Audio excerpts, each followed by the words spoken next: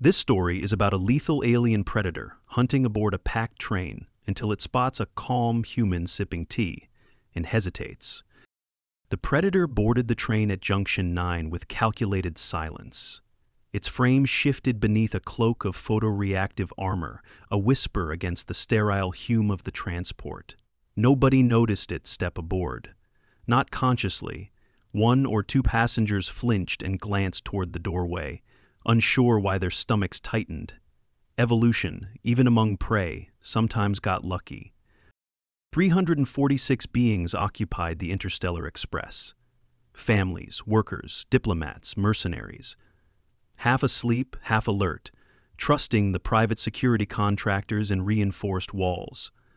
Their trust was misplaced. The predator was a Raskari bleedwalker, engineered for silent pursuit and rapid extermination. Its senses drank in chemical cues, micro-gestures, subtle shifts in body temperature and pupil dilation. Its eyes, a lattice of refractive crystals, painted threat maps in pulsing ochre across its vision.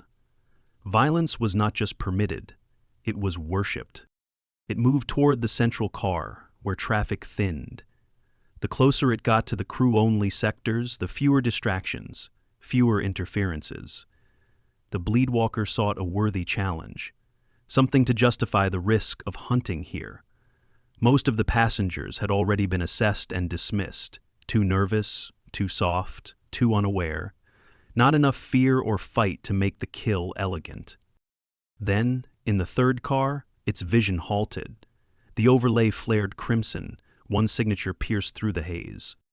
A human male sat beside the window, one leg crossed over the other. He wore civilian fabrics, gray jacket, plain boots, black slacks. He sipped from a cup, small wisps of steam curling into the recycled air. Tea. Darjeeling. The bleedwalker tagged the scent instantly. Name unknown, no official record, no military affiliation on public scans. But his vitals, the predator parsed them again, were too steady. Pulse low, breathing measured, heat distribution tightly regulated, as though calibrated for efficiency rather than comfort. Most importantly, the data stank of restraint. An apex killer hiding under layers of passivity. The predator adjusted its path. It halted near the far wall and pretended to survey the corridor while it ran the human's biopatterns through every known networked threat archive. No match. Impossible. It had dissected Federation marshals, cracked open Drekrian berserkers, ambushed Tarsan shock troops mid-ritual. This was not arrogance. It knew killers. And this man was not merely dangerous. He was familiar in a way it could not define, like the echo of a warning embedded in the marrow. The predator shifted slightly, subtly angling to the right to get a better view. The human glanced up.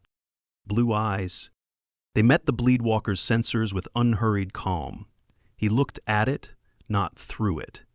His gaze carried no fear, no curiosity, not even interest, just acknowledgement. And then, with an ease that made something ancient in the predator twitch, he sipped his tea again. The bleedwalker stepped back. It did not process this as retreat at first, just a repositioning, a reassessment. But a spike of confused internal noise shot through its neural lattice. It had no memory of ever stepping back from a marked target. The man's eyes had followed its movement without moving his head. That was wrong. No civilian tracked like that. Then the predator's subroutine flagged something new. A faint electromagnetic disturbance within the walls near the man's seat. Not externally visible, almost microscopic. Embedded shielding? The predator launched a silent packet to the train's maintenance AI. No reply. It was being blocked. Not by station security or the transport company. Something local. Crude but effective. It looked again. The human finished his tea, set the cup down, and stood. All motion around him continued, but the predator's world narrowed. He moved toward the front of the car, toward the predator's position. No change in heart rate, no shift in posture, just a man walking. The bleedwalker took one step to the side. Its body reacted with practiced precision, joints shifting into counterstance, pre-fight alignment. But the man did not engage. He stopped at the lavatory door just behind the predator, nodded politely, and said, "Excuse me." The predator froze. The tone was exact, friendly, neutral, but there was weight in it. An undercurrent of authority that said, "I know what you are, I know what you can do, I've done worse." He passed within a meter. The predator caught the scent fully for the first time. Not just tea and detergent. Cordite, ion residue, blood-soaked carbon mesh, washed and rewashed but never fully cleaned. The lavatory door shut. The predator remained where it stood for a full 30 seconds. Then 60. Its breathing module hissed unevenly. It ran another scan of the car. No weapons, no obvious implants, no drones. But behind the seat the man had vacated, embedded beneath the cushion, was a sliver-thin blade fused to a micro-detonator. The signature was ancient, human design, yes, but predating this era by a full century. Impossible to trace, unregistered in all known records. He'd been ready. The Bleedwalker turned and stalked through the connecting doors into the freight section, where no passengers wandered. It deactivated its visual camouflage, dropped its internal temperature, and triggered its own tactical analysis protocols. It was hunting, yes, but it had not chosen prey. It had been measured, tagged, and spared. Not because it was harmless, because someone had already decided it was not worth the noise. The human had walked right past it, fully aware of what it was, and let it live. That kind of confidence was not born from madness. It was earned. The predator's fingers clenched. This was not over. The Bleedwalker moved to the rear maintenance alcove and initiated its hardline access tether. The neural link plugged into the wall with a whisper and fed encrypted pulses into the subnetwork of the train's security mesh. It rerouted sensor access, cut surveillance to its current coordinates, and quarantined a private data stream. Inside this filtered bubble, it began a full deconstruction of the human's presence on the train. It was no longer hunting. It was investigating a threat. Every nanosecond stretched as its processors parsed data from cabin scans, waste compartment logs, localized electromagnetic flux, and skin cell residues left on the armrest. The man had wiped the handle clean when he stood up, but 3 partial epidermal fragments remained, deliberate. Enough for an identity lock, but only if the reader had clearance above top-level black site omega. The Bleedwalker did not. It knew 2 things now. First, the man had identified it as a predator the moment it stepped aboard. Second, he had chosen not to act. That decision sat at the core of the Bleedwalker's confusion. No known apex sentient, upon recognizing a Bleedwalker in active mode, failed to either flee, engage, or signal for aid. This man had done none of those. He had sipped tea. It cut the tether and moved forward. 70 meters down track, the train's primary sensor cluster monitored for external threats, pirates, gravitational anomalies, meteor debris. The predator slid beneath the floor plating and crept through the maintenance spine toward it. If the man had masked his presence at the biometric level, he may have manipulated external records as well. It reached the main relay hub and jackknifed into the access panel. 7 seconds into the data stream, it hit a firewall disguised as corrosion. Not corporate, not military, something else. A self-erasing blind loop keyed to trigger upon proximity to synthetic DNA patterns, matching 22 known kill species, including its own. That should not exist. No civilian built such tripwires. No security team would ever allow it on board. The Bleedwalker recoiled from the panel as it began to sizzle, the circuits inside melting to slag. It turned fast, retreating into the spine and emerging from the floor in car 6. Passengers glanced up. It ignored them. It needed space to think. Back in car 3, Walter was settling back into his seat. His hair was still damp from the sink, but his eyes stayed alert. He kept 1 foot hooked under his duffel bag and rested both hands on the table in front of him. His tea was gone, but he hadn't come back for the flavor. He'd seen the Bleedwalker's tremor. Not a visual tic. A full involuntary motor stutter. one that required a direct override from its hunting core to suppress. It hadn't expected to react like that. Walter adjusted his cuff slightly, revealing a faded scar along the wrist. He looked out the window at the endless streak of starlight. Years ago, he'd crossed a planet on fire to recover a stolen target node, carrying the whole thing in pieces inside his own chest cavity. He'd blacked out twice from the pain and still stitched himself up in a sewage duct while orbital strikes rained down. He wasn't retired. He was just tired of giving people reasons to be scared. Across the car, a family of 3 debated snack options from the vending wall. A Tharn diplomat scrolled through holograms, tail flicking in idle patterns of annoyance. Normalcy had settled again. Walter leaned back slightly and activated a microline connection inside his molar. The tooth hummed, syncing to a black frequency, one that no longer had official ties to any agency. Ghostwatch, 4-second window, passive trace, confirmed, entity disengaged but probing network. Tag? Probability says recon mode. There was a pause. Then a female voice, smooth and focused. You left a marker. 3 actually, 1 visual, 1 chemical, 1 electromagnetic.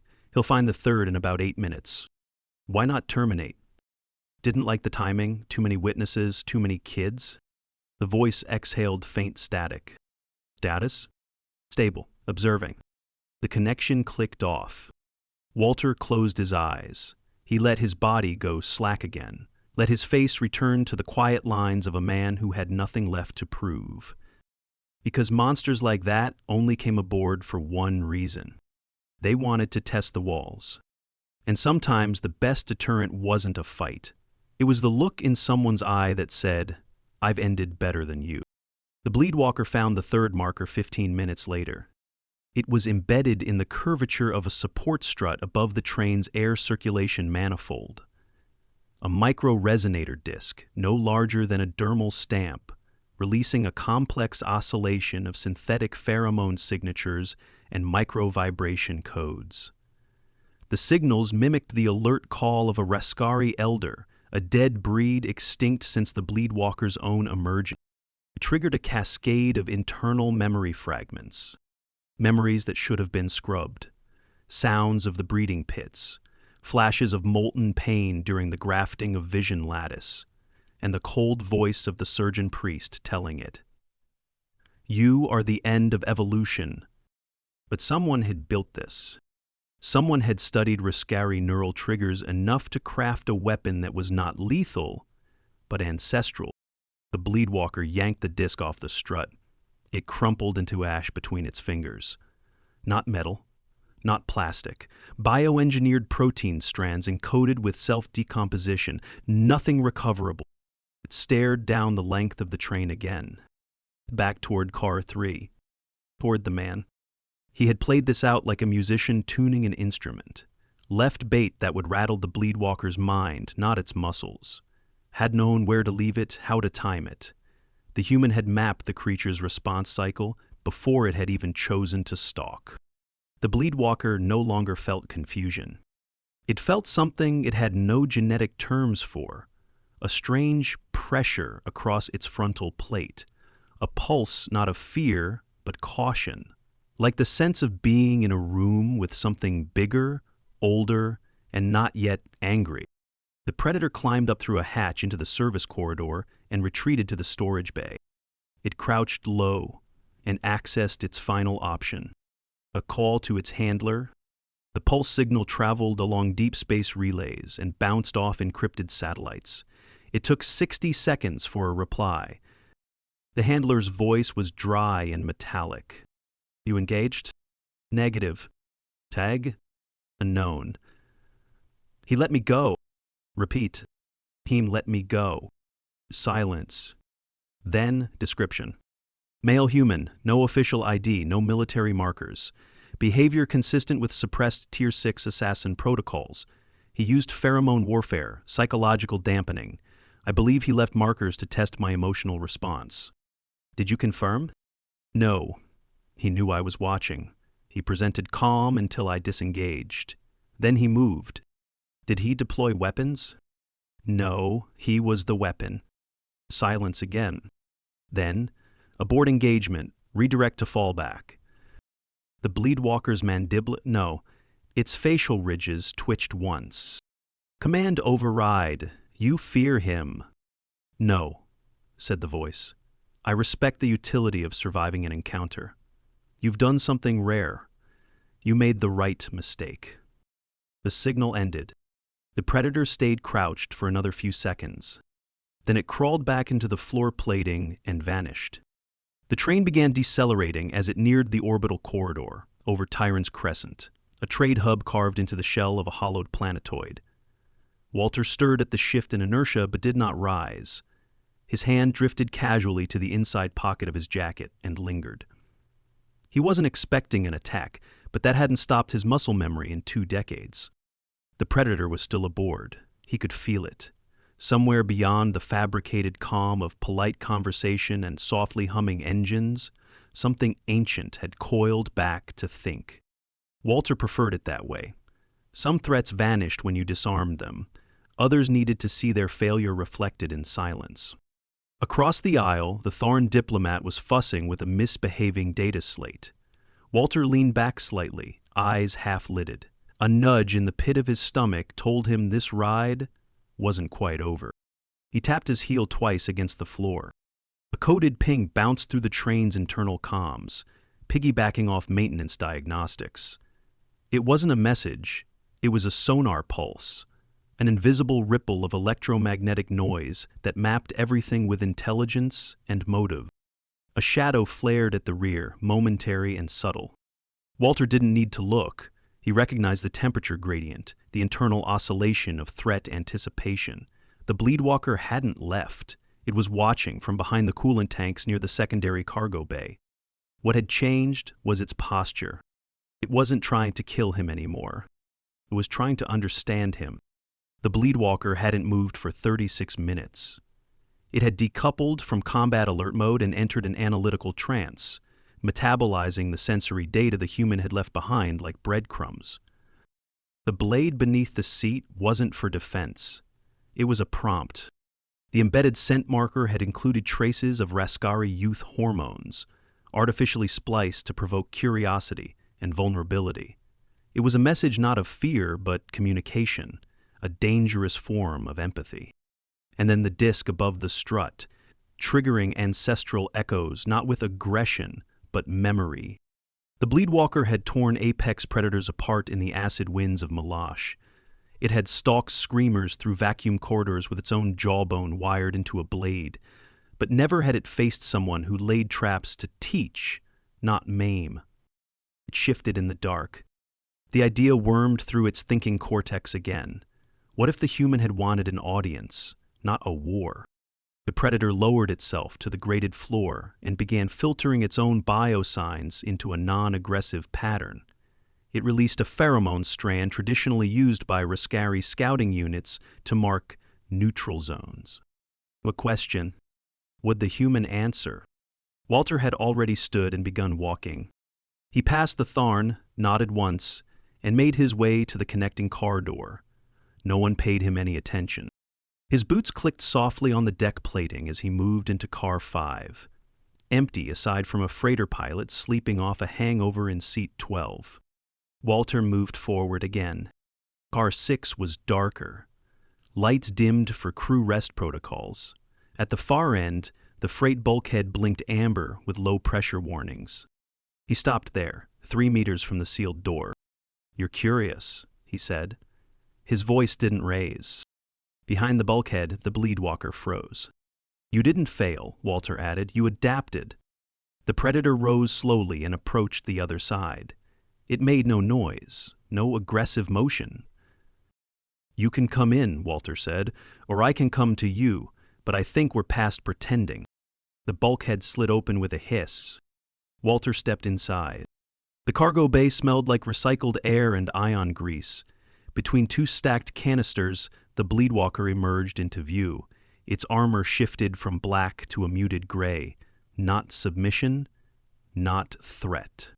Recognition. Walter folded his arms. "I know what you are. Not just your species or your function. I know the code that built you. I helped write its countermeasure. The Predator tilted its head. I was a ghost for 23 years. Before that, I was a knife. I've seen your kind. Up close. I know how to stop you. But I also know when not to. It stepped forward once. Walter didn't move. You're not broken. You're evolving. A pause.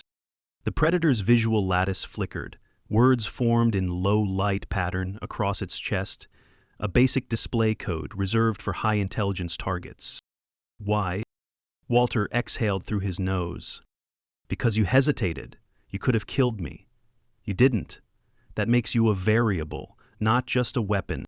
The Bleedwalker stared. Then the display changed. Are you human? Walter smiled faintly. Most days.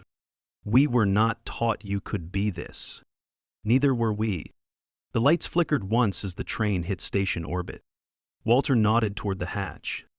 My stop's coming up, but I'll leave you something. He reached into his jacket, removed a small capsule, and placed it on a crate. It emitted no signal, but the Predator scanned it anyway. Encoded within was an algorithm, a recompiler. You'll understand it when you're ready. You might not like what it makes you feel, but if you want to be more than what they built you for, it's a start. The Bleedwalker stood perfectly still. Walter turned to leave. He paused in the doorway. Oh, and for the record, I've only ever done this once before. A flicker across the display. What happened? Walter looked back. Peace became something better than me. Then he walked away. The train docked with a metallic shudder, magnetic clamps engaging as station gravity folded over it like a settling blanket. Passengers stirred, gathered bags, muttered about connection times and layovers. Families shifted from sleep to low-grade chaos. No one paid attention to the quiet man in the gray jacket who exited alone through docking gate C-17. Walter's boots touched Tyron's crescent with the softness of habit. He didn't look back. A pair of station custodians pushed past, muttering in Parai trade dialect. Walter slid into the crowd and vanished, pace unhurried, posture loose, face unreadable. One more man in transit, one more shadow without a name. Behind him, the Bleedwalker stood in the shadows of the vacated cargo bay. It hadn't followed. It had watched. Watched the human walk away without victory, without threat, without proving anything at all. The capsule on the crate sat inert, pulsing only when examined directly. Inside it, the recompiler algorithm waited like a seed. Not a program, not a hack, a question made of thought and entropy. What are you if no one tells you? The Bleedwalker stared down at it. Then, with mechanical precision, it reached out and swallowed the capsule whole. No hesitation. It didn't try to decode it first. It accepted the unknown. Then it sat, fully powered down for the first time in 17 years. Walter walked through customs without stopping. His identity tag was recognized, flagged, then cleared with a diplomatic override. The agent never looked up. Outside the station terminal, a skiff waited in an auxiliary docking tree. No logos, no call sign, just dust-streaked hull plating and a reinforced canopy. The hatch opened as he approached. Inside, an older woman with surgical scars around her throat tapped the side of a console. "You left a mark," she said. Her voice was hoarse but carried weight. "I left a door," Walter replied. "He can choose whether to open it." She raised an eyebrow. "He? He's not just a thing. Not anymore." She stared at him, then nodded once. "Extraction clean? No tails, no digital artifacts. Full burn confirmed." She sat back. "We expected you to kill him." "So did he." "And now?" Walter sat in the co-pilot's seat. "Now he has a choice. That's more dangerous than a body count." The skiff pulled away from the station and merged into traffic. Walter didn't look back. Inside the cargo bay, the Bleedwalker's mind unfolded in ways it hadn't known it could.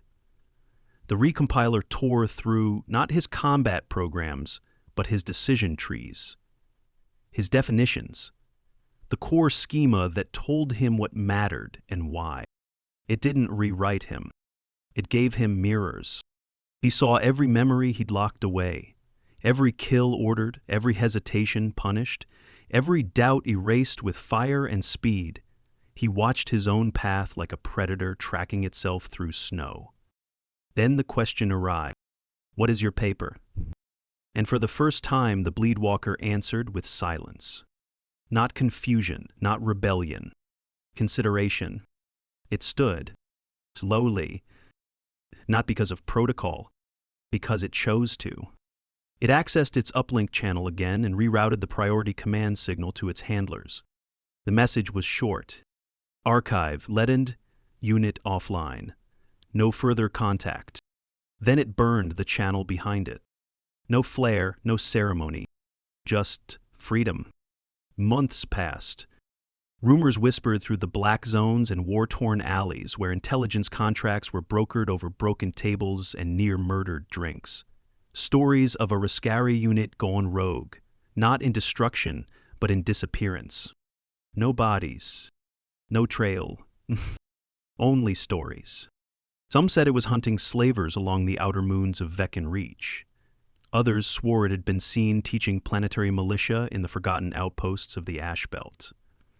One tale claimed it dismantled a black site factory and left every test subject alive, untouched, with supplies stacked neatly at their feet. No one could confirm anything. No one dared try. But among those who knew what such creatures were built for, among the few who understood what it meant to make a weapon that could ask why, there was a phrase that began to circle back again and again. He saw the human and walked away. And that, they said, changed everything. On a silent observatory deck overlooking the fractured twin stars of Solaris Rift, Walter stood beside a rail and poured himself a new cup of tea. He took a slow sip. Behind him, no enemies waited. No ghosts lingered. Just the sound of stars dying light years away. He didn't need to watch his back. He'd taught something once thought incapable of learning. He'd given a killer a reason not to be. He took another sip, and for the first time in years, the tea tasted exactly how it should.